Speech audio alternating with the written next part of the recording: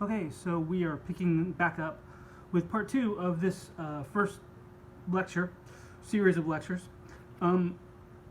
If you are following along and you want to follow along, I am starting on slide 23. Throughout this, as I talk about things, I will try and remember to refer to what slide I'm on, just to keep up. So if you don't want to look at my dumb face, if you want to just follow along with the slideshow and have me up in the background and listen to me, that's fine too. Whatever you want to do. Alright, so if you're going to talk about theater, you got to go all the way back to the beginning to understand how it influences everything that we like. And if you're going to talk about the beginnings of theater, sadly what that means is that you're going to have to talk about the theater of ancient Greece, which I say that, and that's what we are going to talk about. And I know that some of you are like clicking the X on the video to end it right now, and you are strongly considering, I don't know, art appreciation, music appreciation, or the dreaded humanities. Don't worry, I'm going to make this as brief and as painless as possible. You don't have to read any Greek theater, you don't really even have to watch very much of it. You just have to understand why it's important, because that's the thing. It is important. Everything that we know, everything that we like, descends from it. So much of what we have in terms of live performance, in terms of TV, in terms of film, yeah, that's where it starts. So I'm going to give you a very basic crash course into the beginnings of theater in the Western world, which means ancient Greece, or Thespis, Aristotle, and Oedipus Tyrannus. Oh my. So all theater back then was performed outdoors, usually during the daytime, though they would light torches and perform things at night too. The outdoor theaters ranged in size. Some were very small, some were very big. They're all called by the same name, amphitheaters. That modern word in English, the amphitheater, it still exists. Down at the Riverwalk, there is the Jesse Norman Amphitheater that's at the Riverwalk. It is so named after these kind of theaters from ancient Greece. The style of the Jesse Norman Amphitheater is the same style as the amphitheaters back then. They are all built the same way. So the next couple of slides are a couple of diagrams of what that looks like, an amphitheater itself. And I'm going to walk you through the various parts of the theater, explain what function they had, how they were used, things like that. There aren't many of these. There are only 4 of them. So not that bad, and most of the words are pretty similar to words in English. So we'll start with the performance space itself.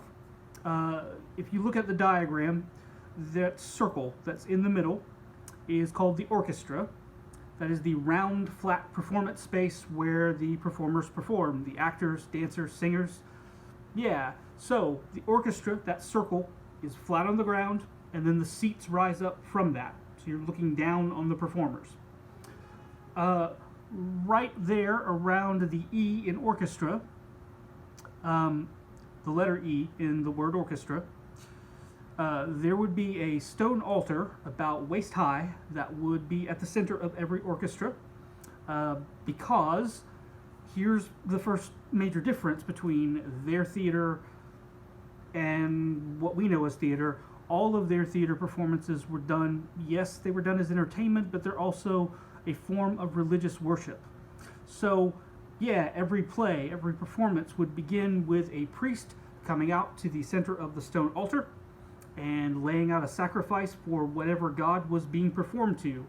And all the plays were performed in honor of a specific god. Usually, for Greek theater, they are performing to the god Dionysus, the Greek god of wine and ritual ecstasy, who probably, I would imagine, would be fun at parties. From the orchestra, the E, the stone altar, that is the acoustic sweet spot. Supposedly, you could stand at the altar and be able to whisper, and everybody in the theater would be able to hear you no matter where they were sitting, however close, however far away. That's not true necessarily, certainly not for the big theaters. If you skip ahead for a second, if you look at slide number 30, you can see the Theater of Epidaurus. That is the largest surviving theater from ancient Greece. It's the oldest surviving theater in the world, in all of human history.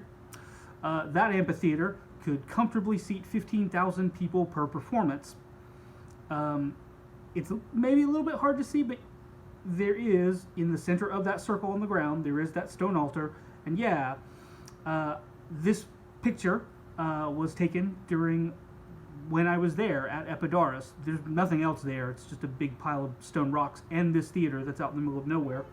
So that theater could comfortably seat 15,000 people. And yeah, while it's not true that you could whisper at the altar and be heard by everybody, but if I was talking at normal volume, yeah, all 15,000 people sitting there could easily hear and understand every word I'm saying. So yeah, that's the orchestra. So plays would begin with a priest of usually Dionysus coming out to the center, to the stone altar, laying a sacrifice for Dionysus or whichever god. I say sacrifice.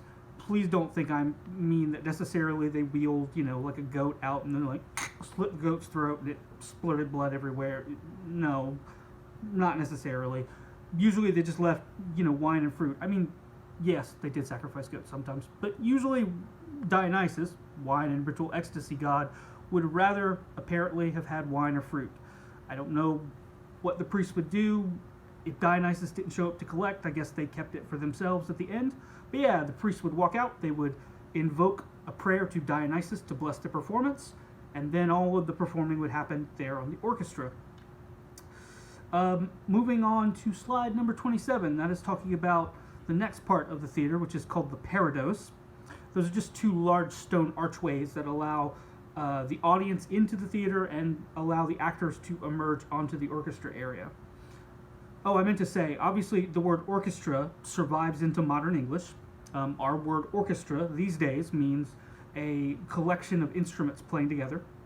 Back then it was just, that was the name of the performance space.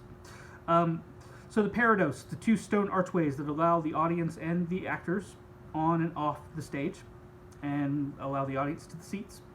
So stone archways on either side. If you look at the picture of Epidaurus on slide 30, you can sort of see one of those stone archways visible toward the right-hand side. Moving on from the parados, on slide 28 is the part of the theater called the skene, that rectangle down at the bottom. That is behind the orchestra, so the audience seats rise up from the orchestra, so they're looking down. The skene is this wooden rectangle building back behind the orchestra that basically they would decorate the front of it to show the audience the setting of whatever the play was. So, if the play that they're performing is set outside, they would put some, tree branches and stuff on the front of the skene to indicate outside. Or they would put, decorations like a throne room if it's set in a throne room. The skene also served as the backstage area, so actors would go in the performance, change costumes, add props, whatever. That would all happen in the skene. It's the setting and the backstage area inside of it. The Greek word skene, that's how you pronounce that. Our modern word in English, scene and scenery, comes from that Greek word skene. So, the scenery of a play, that is from that Greek word, skene. I cannot show you a picture of a skene because the buildings were wooden, and after 3,000 years, wood tends to rot away. So we know that they were there, we know that they existed, but there is no actual surviving skene from back then. So okay, part 1, orchestra, the performance space. Part 2, the parados, that would be the stone archways on and off. Part 3, the skene, the backstage area and the thing that's decorated the front of for the setting of the play. And then lastly, part 4, this is the simple part, the theatron, the seats. That would be the seats that the audience sat in. That's the theatron. So orchestra, performance space, parados, the archways on and off, the skene, the rectangle wooden building at the back of the orchestra, and then the theatron, the seats that the audience sat in. Every Greek theater worked like that. You would have theaters ranging from size, seating an audience of like say 100, 150, 200 to things like Epidaurus, which seated all the way up to 15,000. Epidaurus is an immense theater.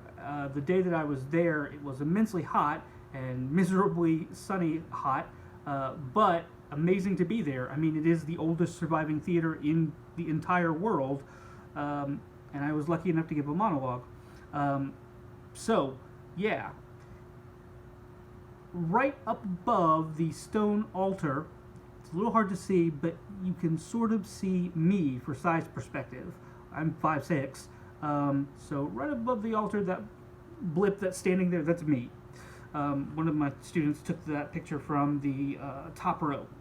And yes, true to the rumor, sort of, speaking in a regular, normal tone of voice, all the way up top, they could hear everything I was saying clearly.